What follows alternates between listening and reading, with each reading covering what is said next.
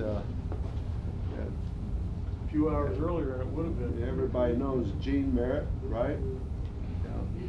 He did a pretty good, nice little slideshow of some of my earlier knives up to present, and he's used his own collection to collaborate this whole thing and put it together for your viewing. And after it's done, I'll basically cover a little bit of some of the how the knives got started, how I actually evolved from there through trial and error, and we'll get this show on the road.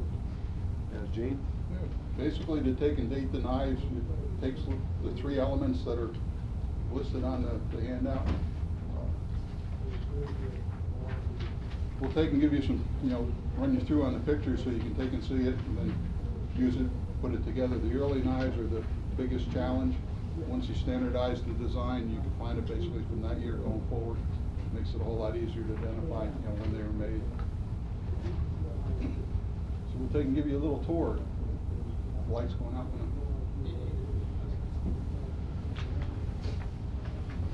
David Yellowhorse is the one that was instrumental in getting the whole project going.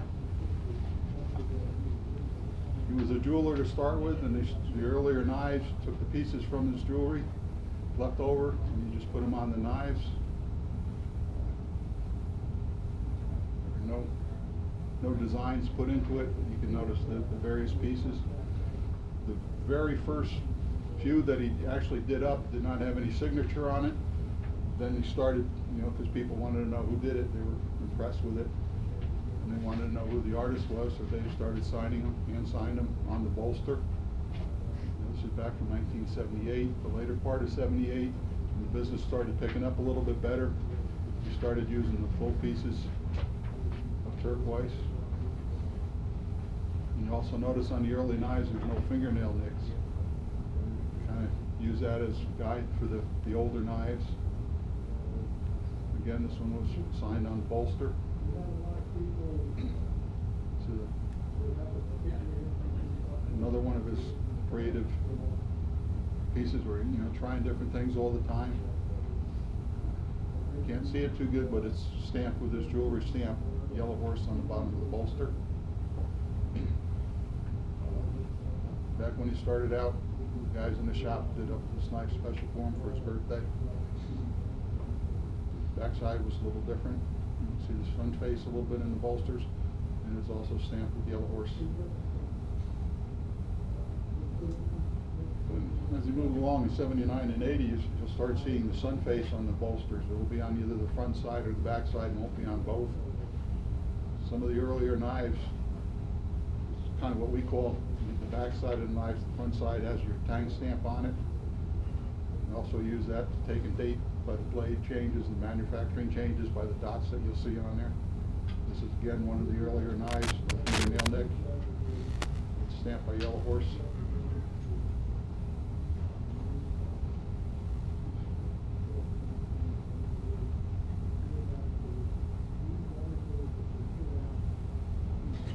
Go back '79, '80 year. Customers that wanted something a little bit extra, he did the fancy laces. So he has a little bit more detail into it. He also came with a leather sheath, turquoise nugget on it. Nothing on the bolster, but you'll see it's engraved by Dave Yellowhorse on the blade. As he progressed along, the front side of the knife he kept, for Buck's identity, and the back side he'd take and use to have his signature on it.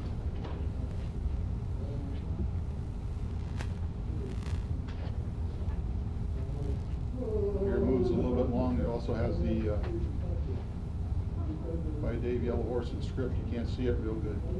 For all these older knives, just have the regular satin blade from that he'd take and pick up at local stores. And there's the sheath that came with the knife. You just kind of see how he progressed a little bit. As he went along, the knife kept getting better and better. He just got more creative and just was able to take and improve on what he did, customer demand.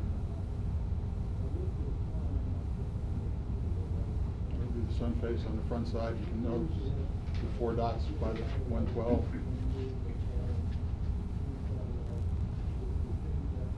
This is the 110 that he did up that 79, 80 era. It's his knife from back in the 60s, so you could always find an older knife with newer work on it.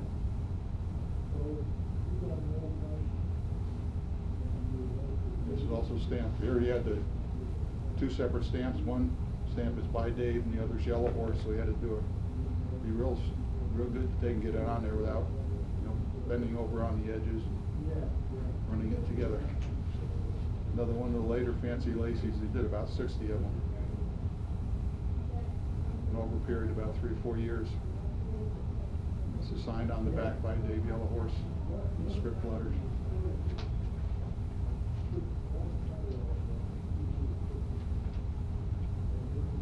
And progressing on, 80, 82. By Dave Yellowhorse. See on the bottom of the bolster. Sun face is on the front side.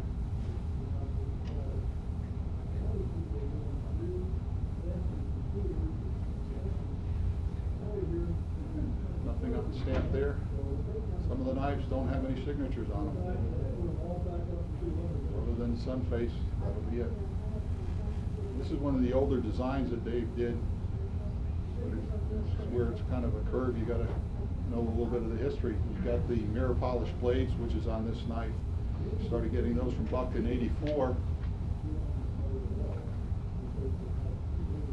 And you see that it's hard to see the difference, but the top one is the mirror polished blade versus the satin finish on the bottom one.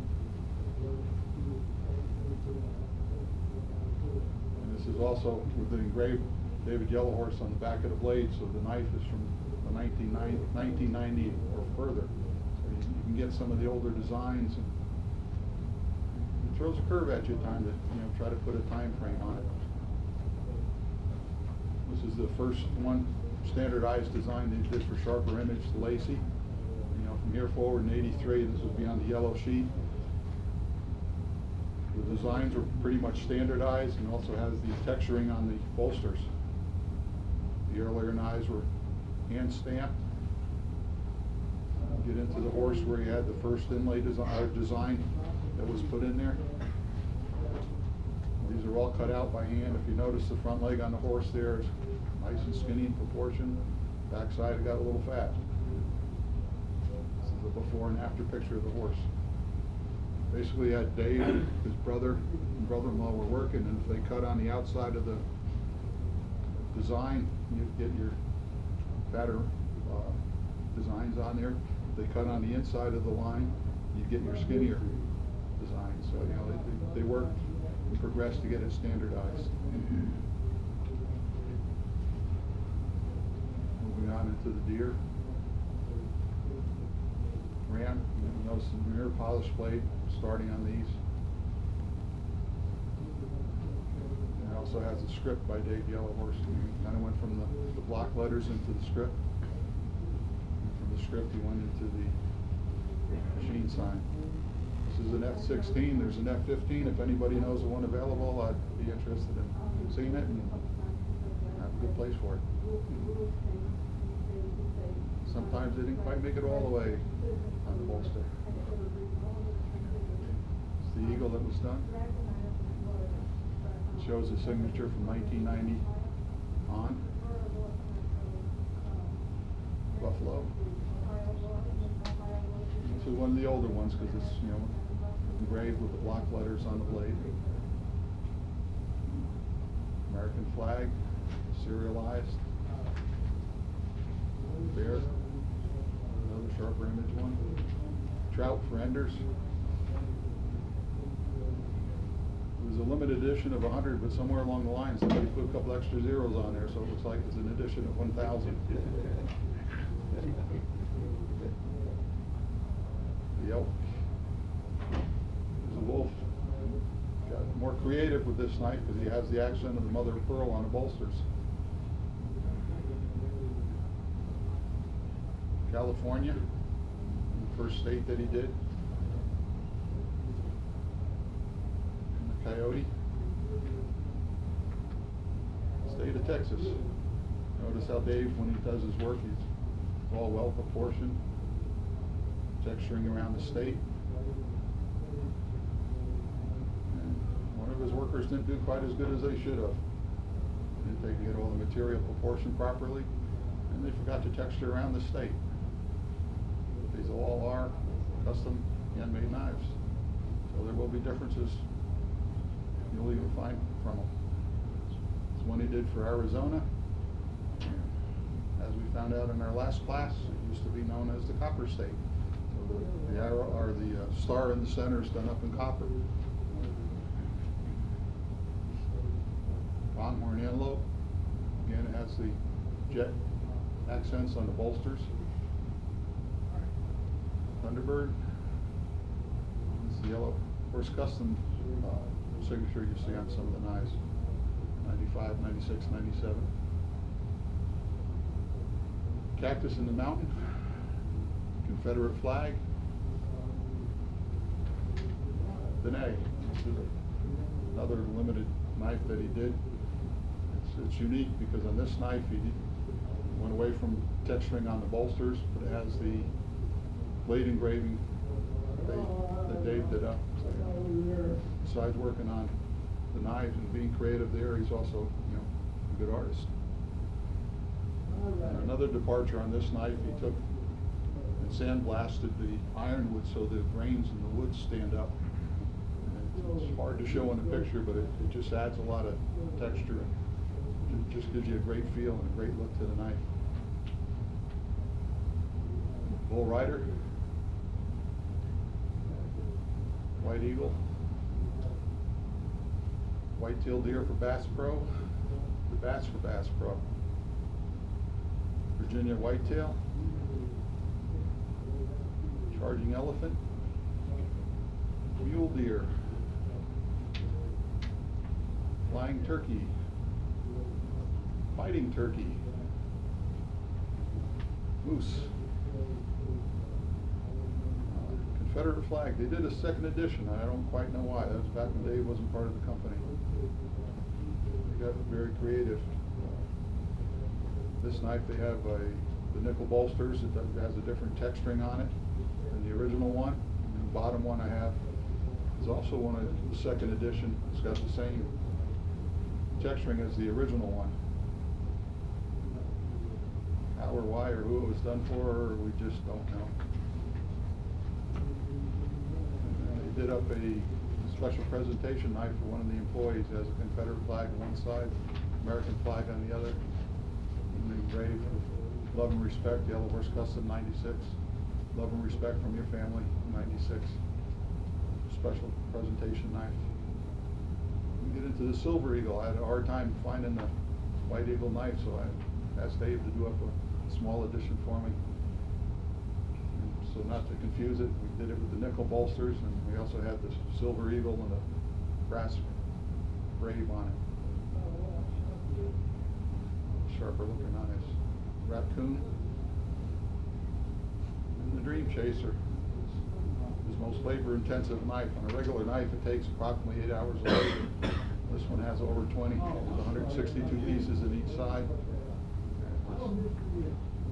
The pictures really don't do the knife a whole lot of justice. Ryan got involved. This was the first set he did. It has the bear, eagle, Coco Pelli,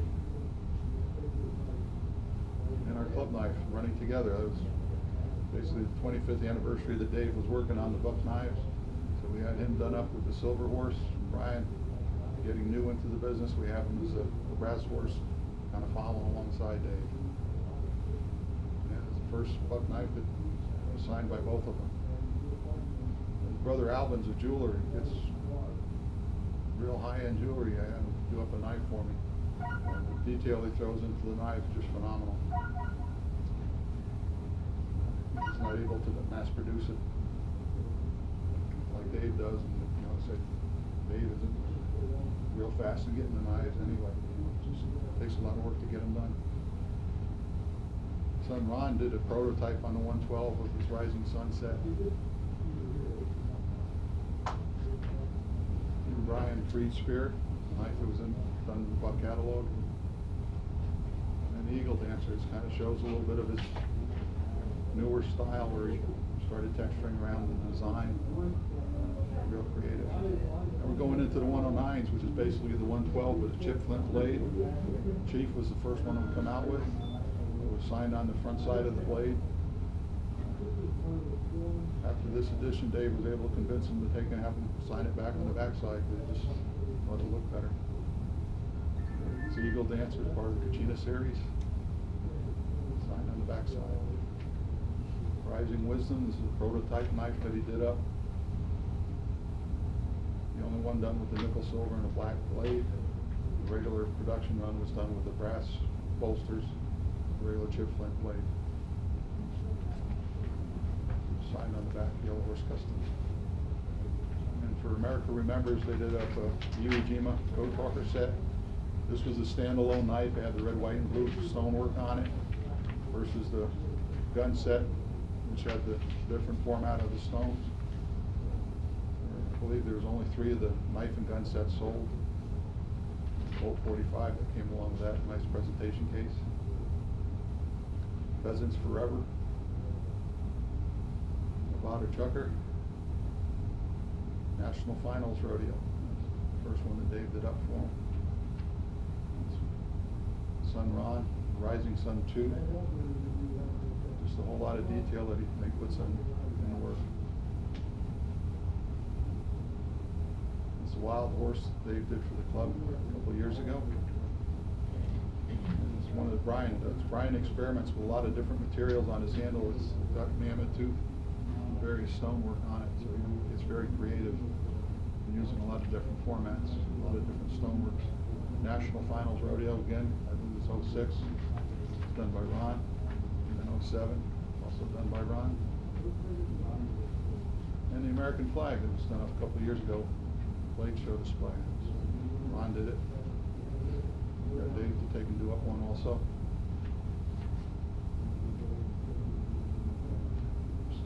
Let you know the family a little bit. It's number 2 son Brian, working on a 55 back then. Dave in his shop,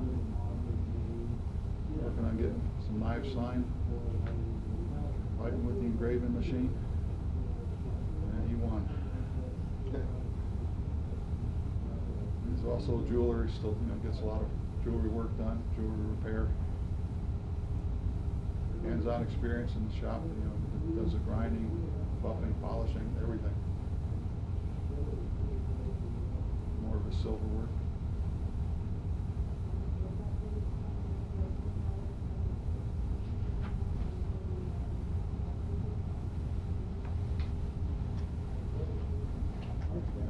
The hand texturing here, he's working on a belt buckle, I believe.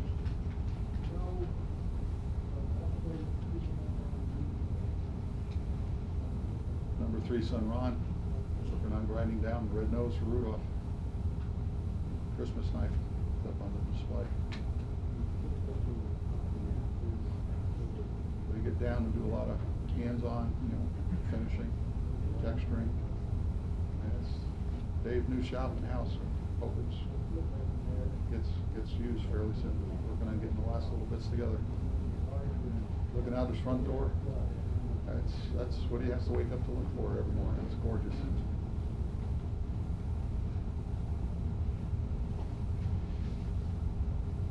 Brian also has his own shop, working away, getting some knives, does the hand texturing.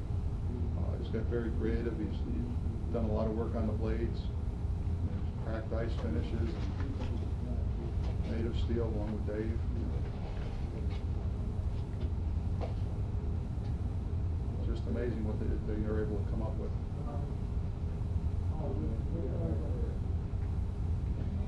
And that should do it as far as the slideshow. Larry. Good. But I kind of walked you through on the 112s a little bit, let you know how to take and what to look for on some of the older knives going into the newer ones, what the designs were. Your handout pretty much lists the year they were first introduced. Even though they were first introduced in the years marked here, you'll take and see the knives are actually been in They've been around, it might take 2, 3, 4, 5, 6 years for the knives to be made, so you'll see various stampings, on them. The older knives would be the block letters on the bolster, and then to the script, to the blade actually being engraved, especially on the Merritt and Flag series, because it was a long run, 2,500 knives in there. You see quite a few. The horse was originally introduced in '83, but it didn't make it to the buck catalog until '87. So there's quite a few of them out there. It's just one popular knife. You have any questions on the knives? How many of your knives have actually been commissioned by Buck to be made and sold through Buck? Where's it all? On a buck knife, all my work's commissioned by Buck.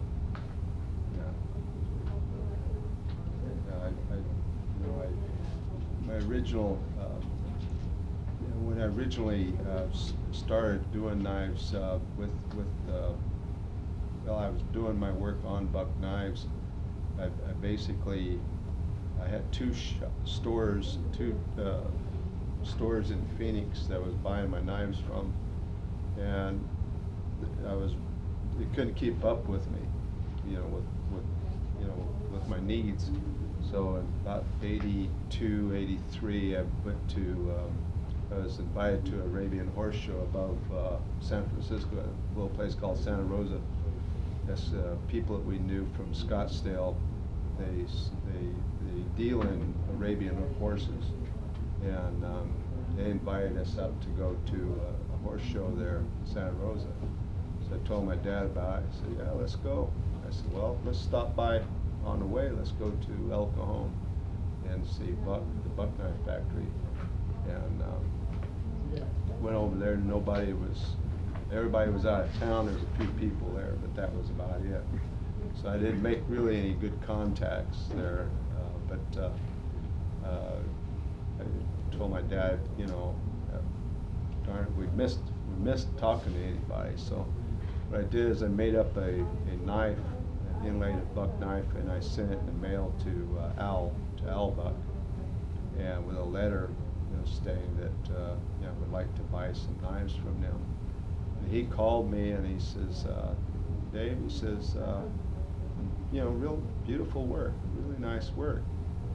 He goes, "What do you do with these?" I said, "Well, I sell them to small shops here in Arizona, in Indian arts and crafts field. I was more known in the Indian arts and crafts than I was ever, I wasn't unknown in the knife field at the time." And I asked him if I could buy directly from him, and he said, "Well, I don't know." He said, "You don't have a retail store?" I said, "No." And he goes, "Boy," he says, "I have bylaws that state, that you have to have a store to become a dealer." And I go, "Oh." He goes, "But, he says, I can't break my own laws." I go, "I understand." He said, "But let me think about it, see what I can do." He called me back a few days later. He says, "Mr. Yellowhorse," he says, "I think I can do this for you." And I go, "Well, I don't want you to break any laws." He goes, "Well, no," I said, "I found a loophole." He goes, "Do you take these handles off?" "Our handles off?" I go, "Yeah." He goes, "Well, if we send you a knife with no handles on them, would that be okay?" And I said, "Well, yeah, that'd be okay. I would take them off anyway." He goes, "Well, that's my loophole. I won't be sending you a finished knife. And I can send them to you like that." And he says, "I could probably save you $1.80 per knife on top of the regular price. So we don't have to put handles on them." I said, "Well, that's great." So that's how the relationship started. And they sent me knives, and they were still satin. The polished knife, the polished blade, and the Buck custom stamp on there started coming in when I put a brochure out, a color brochure, looking for knife shops that'd be interested in my work. And I called Buck up and I asked him, I said, can I get like a customer list from you? And he asked me, well, you know, you need to talk to marketing. So they sent me to marketing on the phone, and there was this, I need to talk to a man, his name was Jim Bloom. He was director of marketing at the time, and he was out of town. So I said, well, hold on, his assistant's here. His name was Charlie Gregory. And so Charlie Gregory gets on. I said, I've heard a little bit about your work somewhere. He says, what zip code area are you looking for? And I go, zip code area? I'm just looking for a bunch of customers. He goes, well, we've got a lot of customers.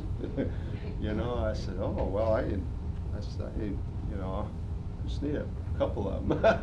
You know, as well, he says, you know, I don't even know if, he says, he said, hold on a second. He got back on the phone. He says, Mr. Yellowhorse, he says, you know, we just don't give our customer lists out to anybody. You know, it's just against our policy. So why don't you send me one of your work? Maybe I can do something for you. So all right. So I sent him a horse knife, the first one, and he called. I sent it like next day air to him. The next day he called me and says, Mr. Yellowhorse, he says, I like this. He says, we can sell some of these for you. I go, you can? He goes, yeah, heck, we'll sell a lot of these for you. I go, oh, okay. He says, I want to order some. How much are they? I told him the price. He goes, okay. So I want to order 200 of them. And I go, excuse me? It's 200 of them. Wow.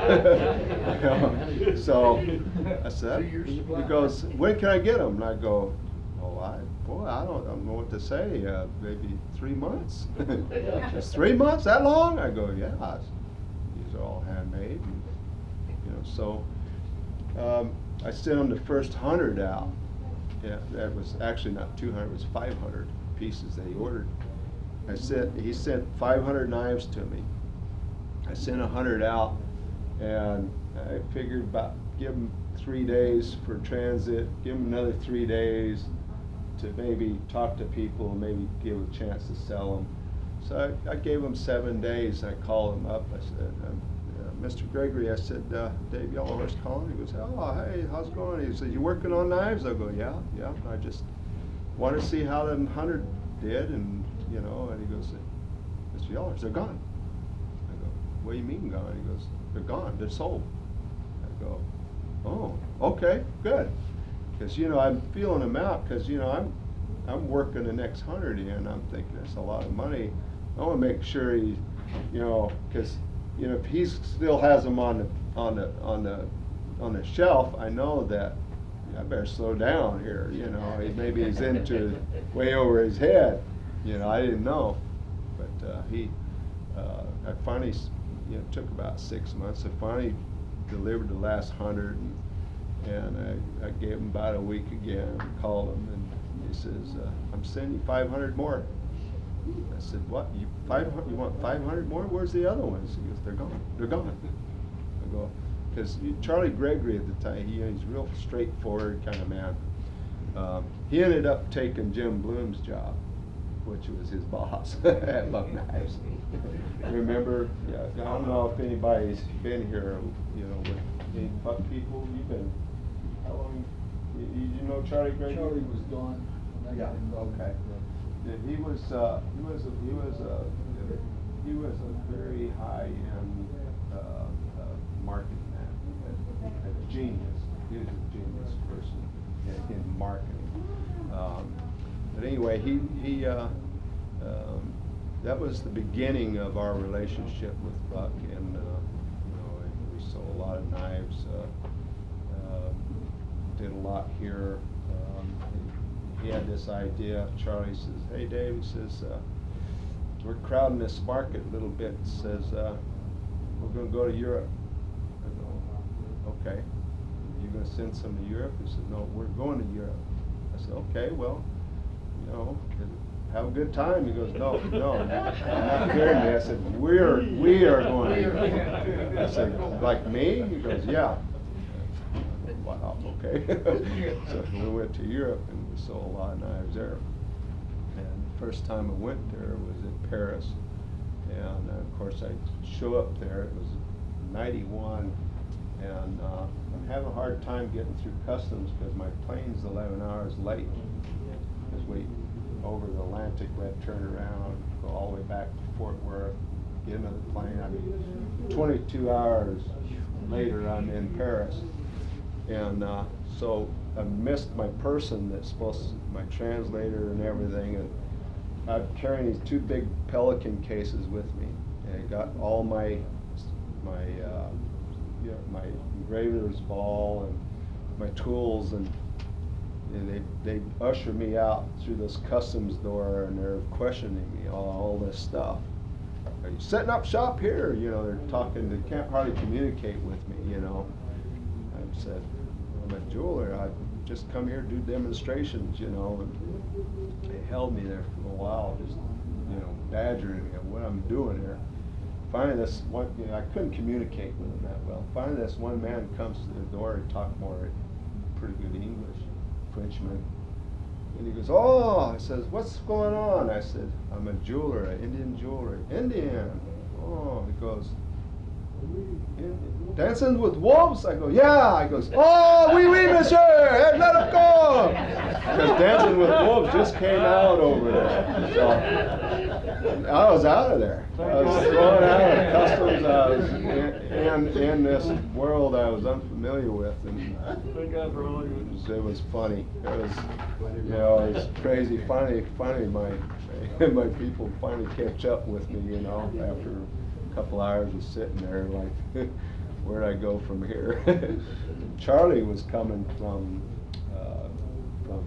he was flying in from Spain at the time, and that was the time when the buck bayonets came out. They were popular. It was selling them to our government men, you know, military contracts. And he said, well, heck, if I can do it to that one. He says, I'm going to go to Spain. You know, he sold the military contracts all over the world, you know, to other militaries, the same knife with their specs, you know. So that's why he was over there doing that. He said, well, heck, we'll get Yellowhorse over there, and we'll get them in the military, we'll get them in the collectors. You know, he was that type of person. He was there to conquer the world, you know. But and that's what, you know, he was a driving force, not the only force, but one of the driving forces. He had a buck knives at the time of that time period had about 270 reps from all over from the world and also the United States, and it was like people like Vern Taylor and all those older guys there that really, they're the ones out there beating the ground there and selling them knives, you know, and Charlie was like the head of that. He was the motivator of that. He was the national sales manager. Yeah. I believe that was his title. Yeah. It was a director of marketing at first. They changed the title to make things different, I guess, but he was the national sales person of marketing, and very good at it. But you know, I lost contact with a lot of those people, but I still have good contact with Charlie. He always calls me, you know, and we talk all the time. And you know, he's doing well. You know, he's you know, we talk about old memories and stuff like that. You know, that was the first time I ever got in a subway. It was in Paris. First time I ever did a subway. You know, and I asked Charlie. I said, you know, we're hanging on, and all these people are just kind of looking, they're not real happy. And I said, Charlie, I said, why aren't these people happy? I mean, you know, what's wrong with them? He goes, this is the working class. They just worked their tails off today, and they're probably just tired as heck. You know, so it was pretty interesting, real interesting times. You still and make all jewelry? Yeah, I do repairs, stuff like that. I ordered some jewelry off of you 15 years ago, and I never did get it. Oh, really? That's why I was It's wondering. still in the. It's still in the yeah. Yeah. It's in the mail. It's in the mail. Yeah. Yeah. Still on the 15. big buck order. Yeah, I just never I, did get it. yeah, I might. The old computer. Yeah, oh, that's what it was. Yeah, yeah, yeah. I'll be darned. Yeah, I used to do jewelry. We expanded out buckles, bolos, and money clips Yeah, with yeah. with the Buck Company. I had ordered it through Gordon McCoy. Yeah, Gordon McCoy. Yeah, yeah. I'll be darned. Yeah, he was a good Buck rep. The bolos. All those. Bolos were advertised. Yeah. Three different. Yeah, three. Officially. Yeah, it was the horse, the buffalo, and the coyote, I think. Similar to. Yeah. There was an eagle one, so I there was had probably the- I four. had the eagle one. Yeah, Yeah. yeah, I think there was about four originally, yeah. You know, it just basically materialized, you know, I never thought it would be this big. My first knife was similar, about 78. I cracked a handle on one of my own knives, and that's how it really got started. My brothers and brother-in-law, we'd sit outside at lunch and we'd flick our knives at this old tree, you know, and we get banged up pretty good. And I cracked mine down near the rivet. And one night I was working late at night doing a jewelry order for a lady. I was picking it up the next morning, and I was gonna glue it back in. I ended up prying it off and using some scraps at the bench. It was only inlaid on one side, and I showed my Indian jewelry customers. That's where I was more known in at the time, in the Indian jewelry field, and they liked it. So I made up 6 of them. So the next week I went up there. I gave each one a knife, or sold each one a knife, and they sold it right away. They wanted more, and that's what continued, you know, what prompted me to continue my efforts. And I did my very first gun show I did. They didn't have knife shows back then. It would say gun and knife, real small letter, and knife show, you know. And somebody talked me into buying a table, a $25 table or something, put my knives out there. And a knife was like $16 back then. I sold them for $45, you know, just with simple inlay. And I'd have them all scattered out there, and everybody's walking around with rifles around their shoulder, trading, you know, they're trading guns. And the guy walk up and look at my knife and go, oh, fuck knife. How much is that? And I said, $45. He, whoa, damn! I start running down the aisle. $45 for a buck knife? You'd buy them in a store for 16, you know. So, but every once in a while, you know, I wasn't too impressive for a while, yeah, but every once in a while you'd run into somebody and go, oh, that ain't bad, you know, and they'd buy one, you know. So it discouraged me at first, any gun shows, because I was unfamiliar with that trade. You know, I felt comfortable in the trade I was in. It was the Indian arts and crafts field. These people have dealt with my dad and my aunts, uncles, so, you know, it was real easy for me to get in, you know, it's a natural thing. So when the knives started, they just naturally pulled it in, and they sold them really well. And, you know, the knives weren't too big back then still. You know, there was custom knife makers, but it was just still material. I'm talking 78, you know, to about 80. You know, so by 83, 84, the custom knife were starting to make a hit, you know, in the world. And pretty soon it'd be knife and gun show, you know. You'd get one maybe, you know. So I could see it was materializing that way. What made my knives popular, people liked them. A custom knife maker who made a knife would sell for $800 to $2,000. I mean, if you've seen what they had to do to put that together, you'd see why.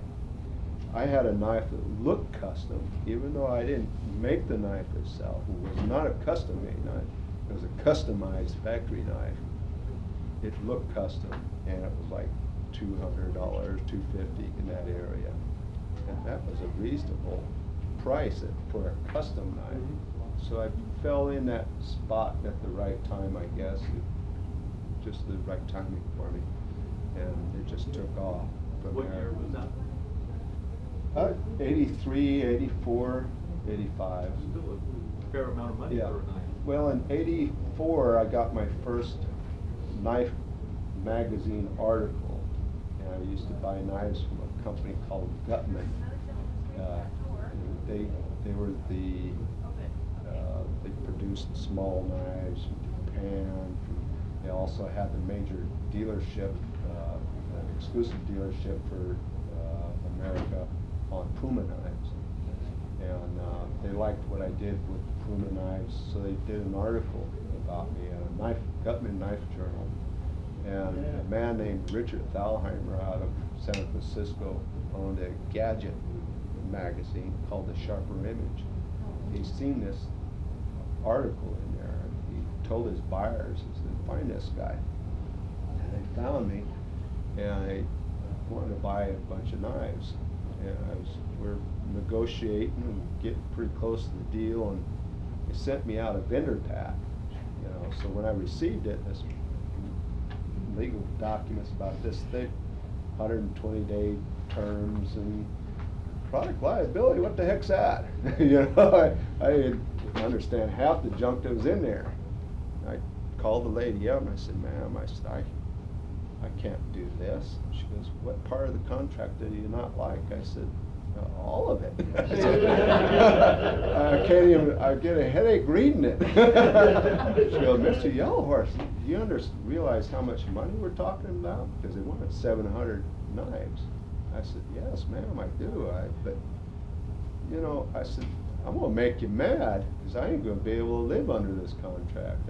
You're going to be cussing me, and you ain't going to want nothing to do with me because I ain't going to be able to do this. I'm telling you, I can't do this. I don't care how much money it is. I can't do it. I'm going to disappoint you. Mr. Yellowhorse, she goes, I've never run into this before. I've talked to my supervisor. I said, okay. So she talked to her supervisor and said, well, this is Richard Thalheimer's request. You better talk to him about it, the boss. And she told him the dilemma, and he says, well, give him whatever he wants. So the Sharper Image was the first major national magazine I ever been in, sold my product in, and it went very well off the first year.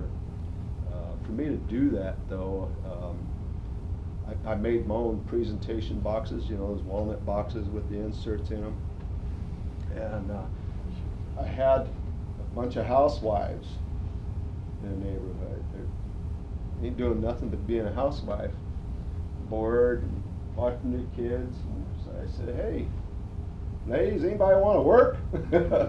So put them to work making boxes and stuff on my back porch. And of course we fed their kids, or had a little closed-in area in the back there and some swings.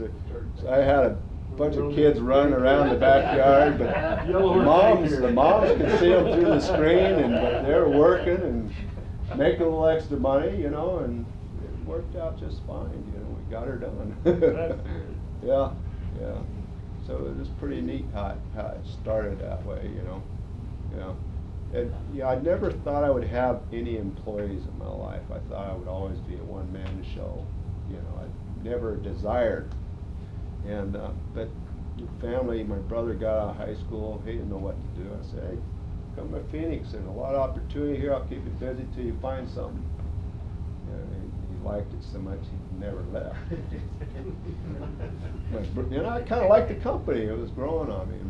My brother-in-law got out of the Air Force, same thing. He didn't know what to do. I said, come to Phoenix.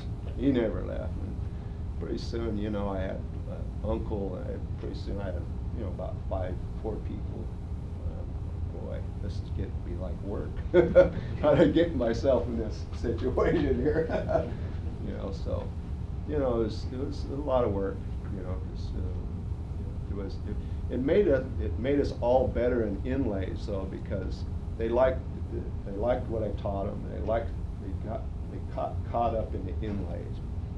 And they always tried to get better and better to be as good as me. Pretty soon they were, and they're fast and starting to get faster than me. So it caused a competitiveness. We, you know, one of them would say, "Hey, look at this one, Dave. Oh, look at that fit." I said, "Yeah, that's pretty good." So look at this one. "Oh, that's pretty good too." You know, so it caused a competitiveness that made us better and better. You know, so it actually worked out better than I ever thought it would have. You know, I just trying to help family out, nothing more, nothing less, and it just got out of hand. Yeah, just got out of hand. Yeah, but that's how, you know, that's I guess that's just the way it happens. In a good way, you know. That's the way I think things happen in good ways, in a way, that way. How many people do you employ? There's 8 of us right now. That's about the most you've ever had? Yeah. In the peak of buck, we did the horse knife, just a little over 6,000, 112s. 112s, and you had a 102 and a 704. You know, gosh, I had 32 employees at that time. It was way, yeah, it got pretty tough on me because you know, it's first off, I'm one that I can't say no. You know, I try to please everybody. I fail a lot of times, but I always try. You know, and it's just because I don't know how to say no. You know. Now, each of those white structure that he showed the picture of, that's your actual shop where the 8 of you. That's my new one, yeah. Below the house? Yeah, that's a new one. It's not in operation yet. I just finished putting the well in. I just put the pipe and the well pump in. I did that on Saturday, last Saturday. Me and Yaz and another guy. There's 3 of us. And we put 400, put a pipe in a well. You had to go down 400 feet. Yeah, it's drilled 440 foot, but Get I set water my for pump. I set my pump at 4. Yeah. You live near Phoenix? No, I live about 290 miles north of Phoenix. I live back at my hometown of Lufton, Arizona. It's right on the southeastern part of the Navajo reservation. There, that's where you see that house. That's on Navajo trust land or Navajo land. You know, I live in a reservation. Yeah, and our population's large. It's not a very not everybody's got electricity or water still yet. People that come to my place, there's a lady that lives down in the Hogan below us. She didn't have electricity. It does now, but one time she didn't have electricity or running water. A lot of people used to ask, you know, how can they live that way still? I said, that's their life. They know how to live off the land. They know how to live this way. They don't mind it. I said, here I live on a hill, got lights, everything. I said, when somebody hits a pole way out somewhere yonder, electricity goes out, you know, I'm running around trying to plug generators in, keep the refrigerator going. I'm getting excited. I said, look, that lady down there, you know, nothing even happened. She don't have to pay no electric bill. She's happy, she's content. You know, the old timers are content, and they don't like change. They don't want to change. You could say, I'll build you a house for free, give you electric. No, I don't want it. Yeah.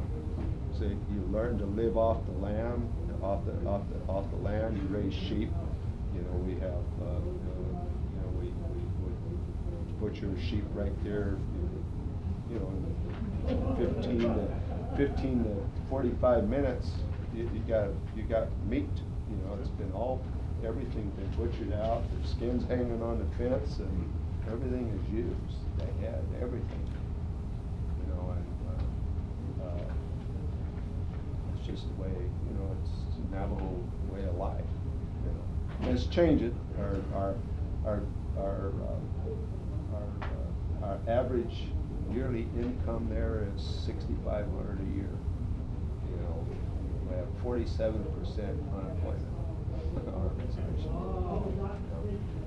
And it's just old times. We finally got, our tribe finally approved a casino to be made, and leveling ground, and all of a sudden they take sand from an area that the old Anasazis used to live, they put there and spread it out. So now it's at a halt because the elders think that it's been tabooed, it's been witchcraft. You know, there's a lot of stuff going on spiritually right now that it's like at a standstill, probably will be for 2 years. They'll get medicine man over there and he'll bless it, and that's just Navajo culture. You know, it's very religious in that way. You know, a lot of people don't understand it, you know, the delays and everything, but it's just the way of life. There's nothing you can do about it, except understand it. Yeah. Do you ever use the ram, like horn from the ram for any handles, or? No, I've never, I don't use much bone at all. They say I'm not supposed to handle bone. Oh, okay. Animal like that, yeah. Teeth and claws, stuff like that. My clan is called the Keani clan. It means the towering house. It's our original family probably had a house somewhere, like a teepee or something. You know, that's how you get your clan names. You know. It's the over national styles. Right. Yeah, you use clans like cousins. You know, if you're the same clan, or a lady with the same clan, you know, you ask her the clan, then she's the same clan, then you, hi, sister. Yeah. No more. That's it. Hi, sister. Yeah. Yeah, you understand who you're, you know, you don't get interested. So that's how you learn. That's how we keep our lineage separate like that. How many through clans are there? Oh, gosh, I don't know. There's, that would probably, I just roughly estimate. I've seen it several times, maybe 60. Yeah, 60 clans. I've never counted them. There's a bunch of them. There's not hundreds of them. No, there's. More than 50, less than that. Yeah. There's a page full, 2 rows worth. My mother-in-law still lives without electricity. Yeah, She yeah. does. Yeah. She had electricity for a while because she's plugging into her everything. Yeah. They call her. So Well, but she doesn't care. I mean, We she's were happy. born without, I was born without electricity. She's and- happier and she doesn't care. Yeah. The only problem is she has to go to the store every day for her fresh produce. Yeah, yeah. But she's happy. And she's I sure thank you folks for coming to the seminar. That was very educational. Yeah, I've got so many stories, it'd probably take a lifetime to tell. Thanks, Nancy. Thank you, yeah.